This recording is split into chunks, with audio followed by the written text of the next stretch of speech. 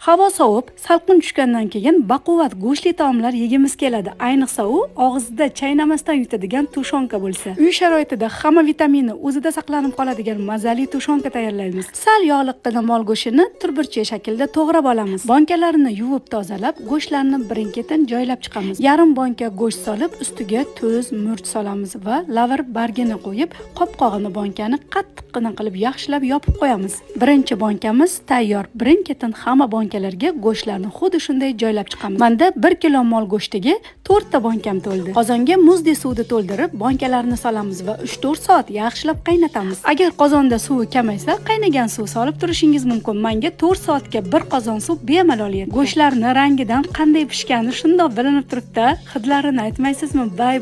Bu taomni homiladorlarga, bolalarga va ota-onalarga tayyorlab bersangiz, duolariga qolasiz. Video sizga yoqqan bo'lsa, like bosib, yaqinlaringizga yuborib qo'ying. Sahifamga o'tsangiz, bundan da foydali retseptlar bor. Agar ishtahangiz ochilgan bo'lsa, Robiyangiznikiga mehmonga keling.